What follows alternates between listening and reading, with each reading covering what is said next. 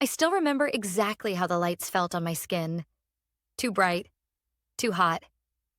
The kind that made your eyes water if you stared too long. I was standing just behind the heavy black curtain of the stage, heart racing in my chest, holding my breath while pretending not to care.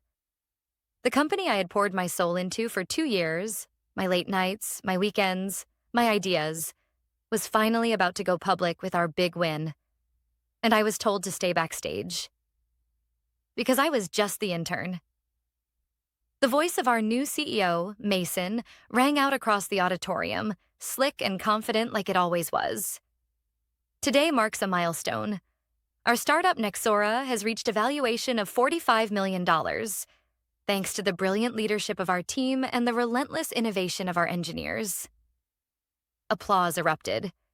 Except the lead engineer wasn't on stage, because that would have been me.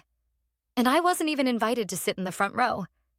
Just 2 years earlier, I had walked into Nexora with a tattered backpack, a burning idea, and a portfolio of messy code. I was still finishing my computer science degree. I wasn't anyone's first choice. I didn't have connections.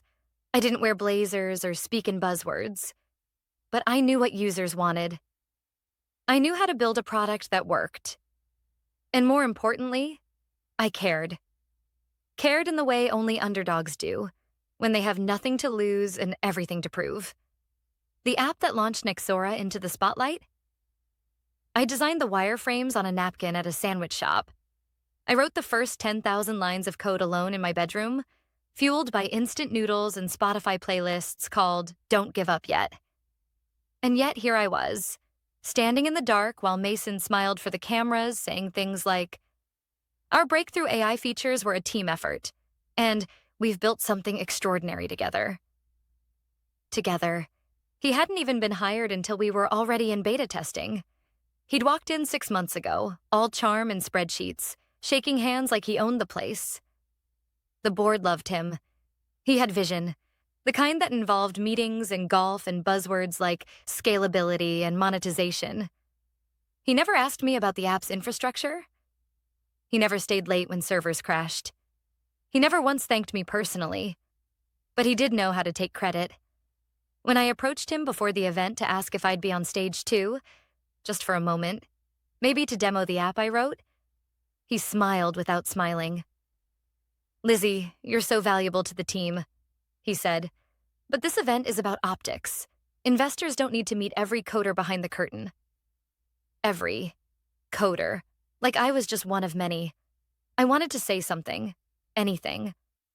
But the lump in my throat had already formed, and I knew if I opened my mouth, something embarrassing might come out. So I just nodded. And now, backstage, I watched him call out names. The lead innovation officer who once called JavaScript Java whatever. The PR director who still didn't know how to update her phone. The guy who wrote our website copy. And got a front row seat. And not once. Not once did he say my name. At the end of the event, they rolled out the new team slide. My heart skipped when the screen lit up. There I was. Except, I wasn't. My photo was gone. My name, my title, erased like I never existed. I stood frozen as the audience clapped, my face flushed with shame, then rage, then something colder. Clarity, because they didn't just overlook me. They erased me on purpose. 2 days later, I woke up to a different kind of betrayal. I opened my laptop, typed in my login, and got an error message. Access denied. Slack? Disconnected. Email? Disabled. Even my company badge stopped working. They had cut me off. No warning, no call. Not even a courtesy email. Just gone.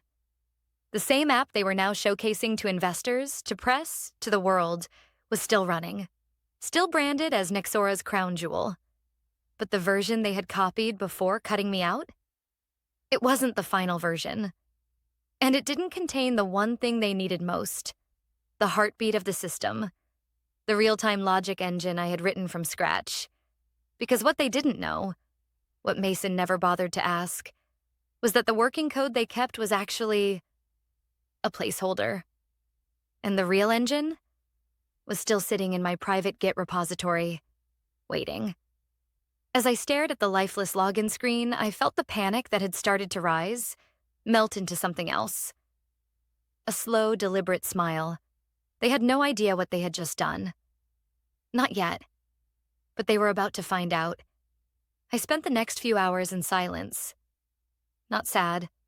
Not angry. Just still. My apartment was quiet, save for the low hum of my monitor and the occasional creak of the building settling. It was the kind of silence you get right before a storm. And in that stillness, I opened my private repository. The real one. The one with the full production engine. The one they didn't even know existed. You see, I learned the hard way during my first internship that companies love to cut corners when the stakes get high. I had written a beautiful analytics tool for a marketing firm once, only to be dismissed without warning the day it was finished. They used my code anyway. I had no contract, no protection, no leverage. I was 19. I cried for a week, but not this time. This time, I built safeguards. The version Nexora was currently running, the one they copied from my shared dev folder, was a safe build. It looked like it worked. It even passed the basic unit tests. But without the real-time logic engine, it was just a pretty interface wrapped around empty promises. The data parsing wouldn't scale. The AI modules were hard-coded. And worst of all, the billing integration was incomplete. If they rolled out this version to international users, like Mason promised at the press conference, it would crash. Not maybe. Not possibly. It would fail. Payment would loop. Data would stall, and worst-case scenario, they'd trigger fraud detection protocols from major gateways. The kind of failure that leaves a mark. Still, I wasn't rushing to pull the trigger. Not yet. I wasn't out for revenge. I was out for recognition. For truth. For dignity. I wanted them to know exactly what they had done. And more importantly, why it mattered. I called Noah first. Noah was one of the original co-founders. Quiet, brilliant, awkward in meetings, but always respectful. He'd gone part-time after a family emergency and wasn't involved in the press event. But I knew he would care. When he picked up, I barely had to say anything. My name alone made him pause. "Lizzie," he said, "I've been trying to reach you. What's going on? Your Slack account disappeared." "They removed me," I said flatly. "What?" "I woke up this morning and everything was gone. No access, no email. They erased me." He was silent for a moment. Then, "That doesn't make sense. You wrote the engine?" "Noah," I said carefully. "They're running the wrong build." Another pause. "The pre-release version?" "The placeholder," I confirmed. There was a sharp inhale on the other end. "Oh my God. Do they know?" "They will," I said. "Soon." He didn't say much after that. Just, "I'll call you back." And then the line went dead. While I waited, I pulled up the public dashboard Mason had proudly shown off at the event. It looked impressive. Charts, user metrics, a map pulsing with live interactions. But I knew the truth. Those metrics were cached. Old data being replayed from a static file. A trick. A lie. And as they pushed the app out to our early international beta users, I knew what was coming. A few hours later, my phone buzzed again. Noah. "They're panicking," he said. "Support is getting flooded. Billing is failing. Customers can't log in. The dev team doesn't know what's wrong. Mason's losing it." I didn't smile. I didn't gloat. Instead, I felt a strange ache in my chest. Because I didn't want the app to fail. I'd built it to help people. Small business owners trying to automate their client scheduling, freelancers trying to manage leads. It was never supposed to be a trophy for executives. It was supposed to mean something. And now it was burning. Because I wasn't invited to the table. Noah continued. "I told them to call you. I said they needed to fix this, and you were the only one who could." I shook my head. "Too late for that." "You're sure?" "They deleted me, Noah. They removed my name from the codebase, from the website. They chose this. He sighed. What are you going to do? I'm not sure yet, I said honestly. But they need to learn. This isn't just about ownership or credit. It's about trust. About knowing the difference between using people and building with them. Before we hung up, Noah said one more thing. They thought you were disposable, he said. But it turns out you were the foundation. And those words stuck with me.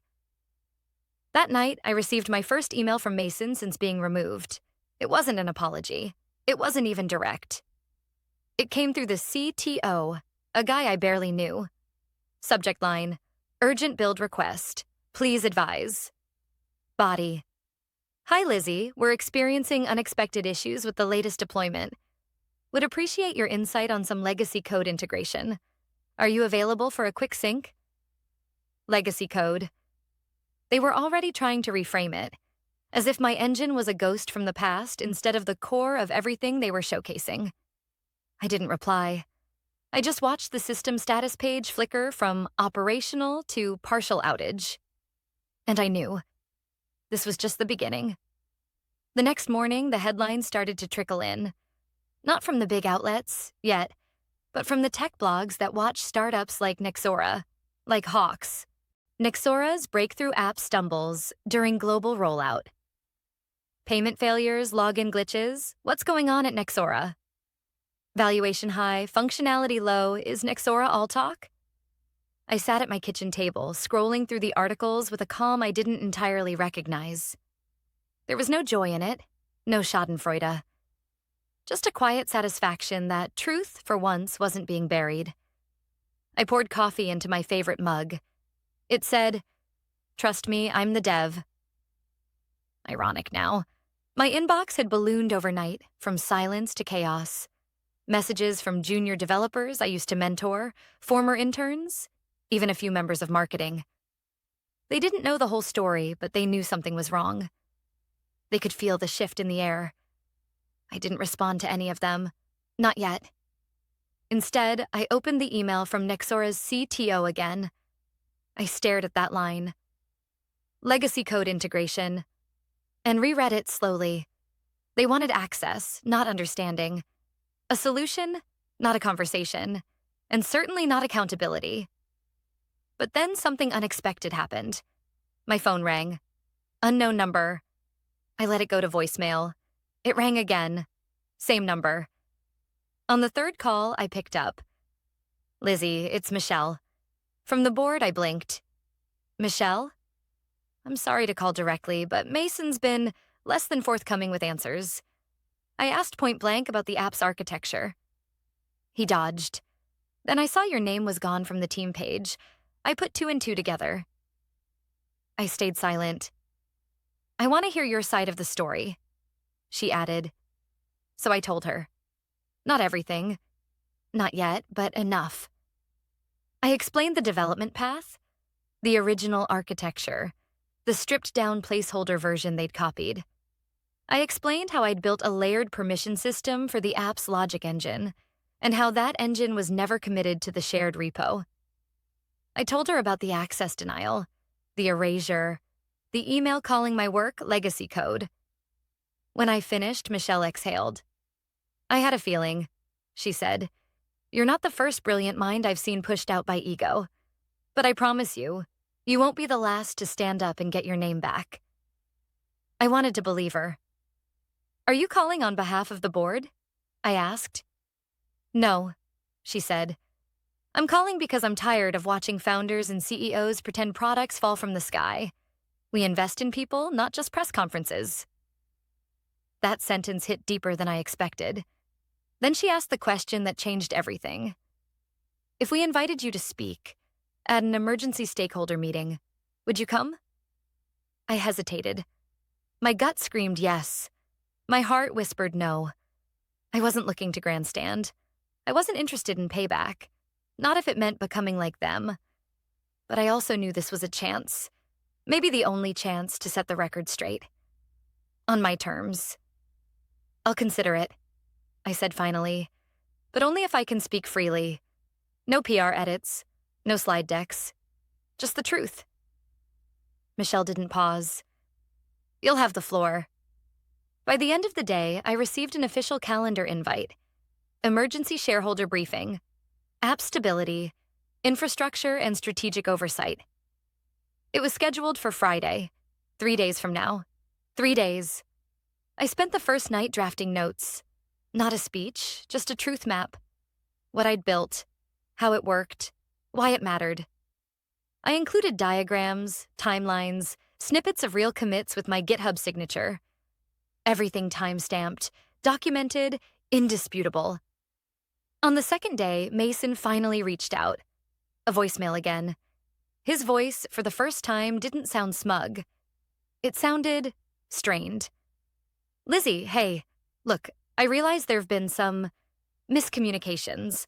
I think we both know there's been pressure on all sides, and I may have made some assumptions that weren't fair. Let's put that behind us. I'd really like to sit down and work through this. No apology, just negotiation. It confirmed everything I already knew. Mason didn't want to make things right. He wanted to make them quiet. I didn't respond. Instead, I called Michelle. I'll be there Friday, I said, and I'll bring everything. That night, I sat on my balcony as the city buzzed below. The skyline was a mess of blinking lights in motion, but I felt oddly still, like the eye of a storm. Because this wasn't just about an app anymore. It was about being erased. And now, I had a seat at the table. Friday came like a quiet avalanche, the kind you feel building days before it hits. But when it finally arrives, everything is too still, too controlled, too rehearsed. I dressed carefully that morning. Not for them. For me. A charcoal blazer over a simple blouse. No flashy logos, no power heels. Just comfort, clarity, and control. I tied my hair back the way I used to when coding late into the night. When the world disappeared and only the logic remained. By 9 a.m., I arrived at Nexora headquarters. I didn't take the employee entrance. I walked straight through the front doors, past the gleaming wall-sized screens flashing user growth stats, and into the main elevator, where the receptionist offered me a forced smile. They're expecting you on floor 7, Ms. Lin. Thanks, I said, voice calm. The doors closed behind me. Floor 7 was normally reserved for major investor presentations. It had frosted glass, white walls, and the kind of minimalist furniture that screams, "We spent more on this room than your salary last year." It was perfect for what I had in mind. When the elevator opened, I was met by Michelle and 2 other board members.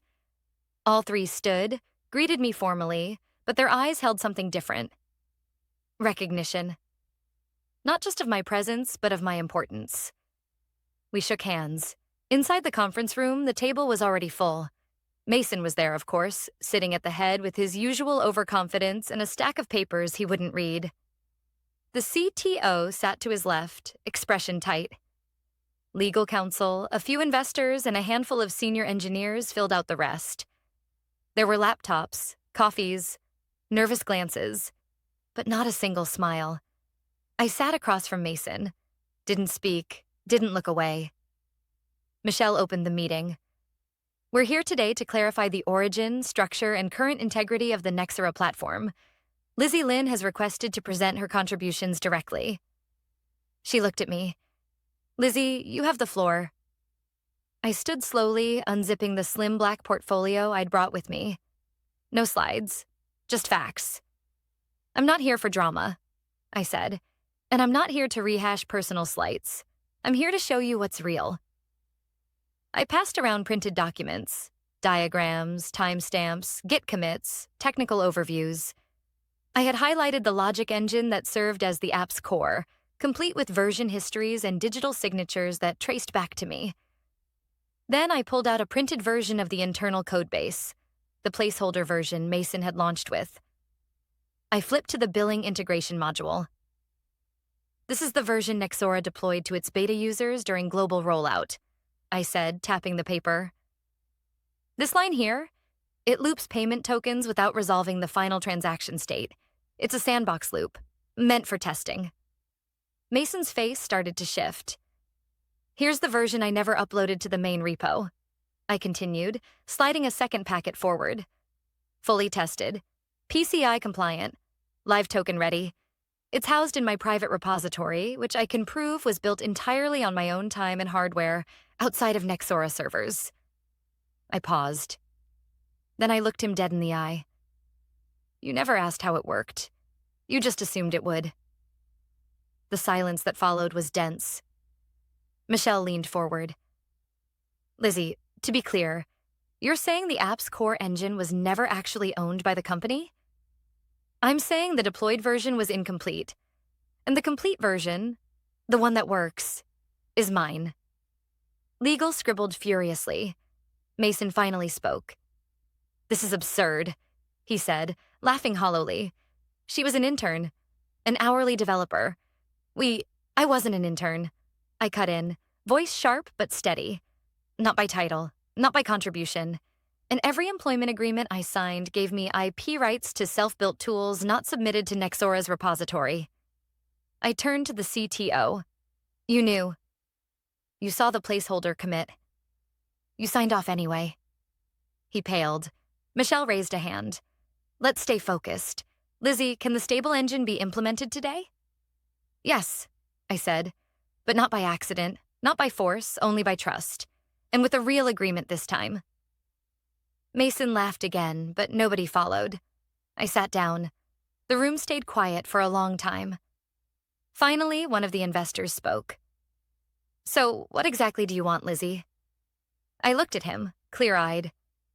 A title that matches my contribution, a contract that protects my work, and the ability to rebuild this product the way it was meant to be built, from the inside out. And if we say no, I stood. Then the version you have keeps breaking. And when the press asks what happened to your star product, I'll tell the truth. Another pause. Michelle looked around the room. We'll take a short recess. Everyone stood, except Mason. He stayed in his seat, jaw tight, knuckles white around the arms of his chair. And for the first time, he looked afraid. Not of me, but of what I represented. The recess lasted exactly 17 minutes. I spent them alone, standing by the floor-to-ceiling windows just outside the conference room. Below, the city buzzed like it always did. Cars threading through intersections, people rushing in and out of glass buildings. But up here, everything felt suspended. Behind me, voices rose and fell. Mason's louder than the rest, filled with bluster. I didn't need to hear the words to know what he was saying. It was classic. Deflect, minimize, redirect. I had seen it before. In meetings, in classrooms, in life. Men like Mason didn't fear being wrong. They feared being exposed. The doors opened. Michelle stepped out. They're ready for you, she said softly. I walked back in calmly. This time the atmosphere had shifted. Investors sat straighter. Legal had stopped taking notes and started watching me. Mason still wore the same suit, but he looked like it fit differently now, like he was sweating through it. Michelle took her seat and glanced around the room. We've reviewed the documentation, verified timestamps, and consulted legal regarding IP ownership. She looked at me. We're prepared to make an offer. I sat back down. Let's hear it. She turned to the head of legal, who cleared his throat and read from a printed sheet. Nexora is prepared to offer reinstatement as lead product architect, retroactive title adjustment, full credit on all public documentation of the Nexora app, and a permanent seat on the product oversight committee. In addition, a new employment contract will grant shared rights to any future core engine development, with a profit-sharing clause attached. Mason opened his mouth, but a sharp glance from Michelle stopped him cold. I was silent. Not because I was unsure. Because I wanted the silence to stretch. I needed them to feel the weight of what they were asking. Not just the technical fix, but the human cost of erasing someone and then expecting a seamless return. I want one more thing, I said finally. Heads turned. I want written protection for any developer on my team, past, present or future. No NDA threats, no quiet terminations, no ghosting contributors. We work transparently or we don't work at all. One of the investors raised a brow. That's a pretty strong demand. I met his eyes. So is building your product from scratch. Michelle gave a small nod. Approved. And Mason? I asked, turning to him for the first time that hour. What's his role moving forward? Michelle looked at the other board members. There was a quiet exchange of nods. Effective immediately, she said. Mason will step down from CEO duties. He'll remain in an advisory role until the end of the quarter, after which the board will revisit his future with the company. I nodded. Then we have a deal, Mason finally snapped. This is ridiculous, he barked, standing up. You're giving her everything because of a few bugs? She was an intern. You think she can run a company? No, Michelle said calmly, but she can build one. And that's more than you've done. The room went still. Mason looked around, hoping for support. But none came.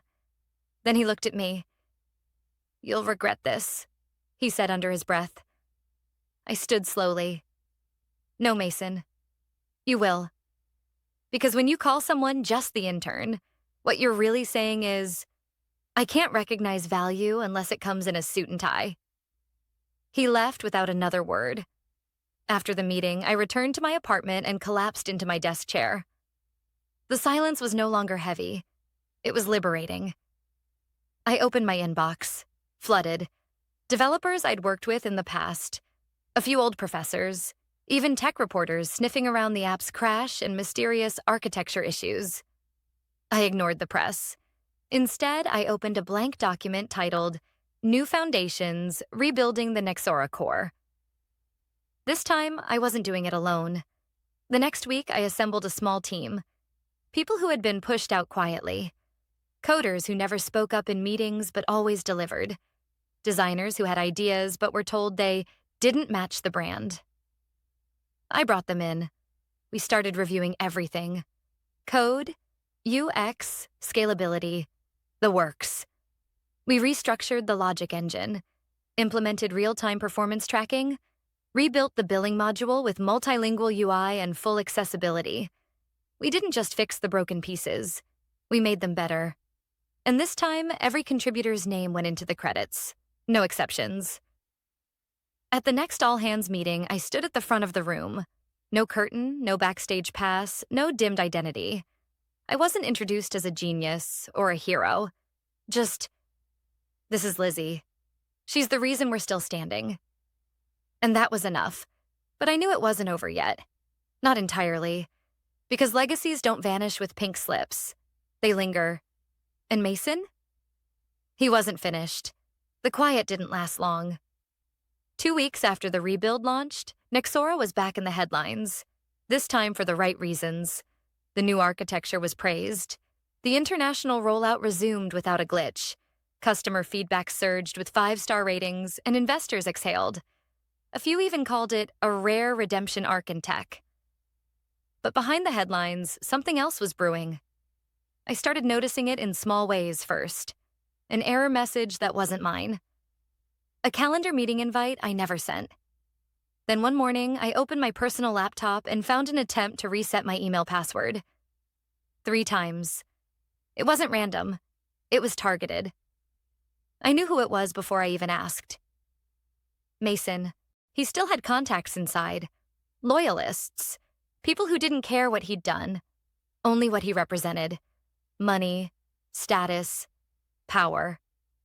And I was the symbol of everything he lost. So he did what people like him always do when they lose control. He tried to poison the well. False complaints about hostile leadership. Anonymous HR tips claiming I was erratic, emotionally unstable. One even said I'd falsified my credentials. All of them easily disproven. But it didn't matter. The whispers had begun. And I knew from experience, whispers can be more dangerous than outright lies. I sat in my new office one evening, staring at a Post-it on my wall. It had 3 words scribbled in Sharpie. Build, prove, protect. It was a mantra I wrote during my first year at Nexora, back when I still thought being great at your job was enough to earn respect. Now I understood that being great wasn't the end. It was the beginning. You had to protect what you built. That week, I initiated an internal audit. Again, this time I led it myself, with full authority from the board. I brought in third-party digital forensics. We checked logs, firewall attempts, even non-company devices pinging internal systems. It wasn't just about catching Mason. It was about sending a message. That this was a different Nexora now. 3 days into the audit, we found it. A cloned login string pinged from an old contractor's IP address. That contractor had been referred by Mason months ago. Someone who never completed onboarding, but whose credentials still worked. Buried in an inactive user list. I brought it straight to the board. Michelle's expression was unreadable at first. Then she said, "He's still trying to run this place from outside." "He's trying to burn it down," I said. She leaned back in her chair. "Then maybe it's time we make it official." That afternoon, the board convened and voted. Unanimous. Mason's advisory contract was terminated. All remaining access revoked. A formal statement was prepared. Not for the press, but for us, the people who actually built the company. It read, "Leadership is not a title. It's a responsibility. Nexora acknowledges and condemns the actions that undermined that responsibility. We stand by the builders." It was more than I expected, more than I needed, but not more than we deserved. A week later, I received a letter in the mail. No return address, no signature. Just one sentence written in neat, sharp handwriting. "Congratulations. Enjoy your little empire." For now. I didn't even flinch. Because here's the thing. I had already won. Not by retaliation, not by sabotage, but by enduring the storm and refusing to give away my name. I didn't just build code. I built culture. I built boundaries. And I built the kind of company I wish had existed when I was 19, crying in my dorm room after being fired the first time someone stole my work. That version of me? She would be proud of this one. Now, every new dev hired at Nexora gets a small welcome kit. Laptop, onboarding docs, and a hardcover notebook with our 3 words stamped in bold on the cover.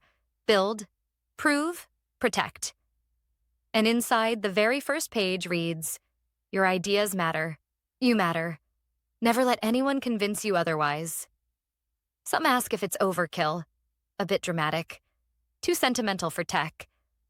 But those people never had their names erased from something they bled to build. I walk the halls now and people nod, smile, make eye contact. Not because I intimidate them, but because they see me. They know what I stood through.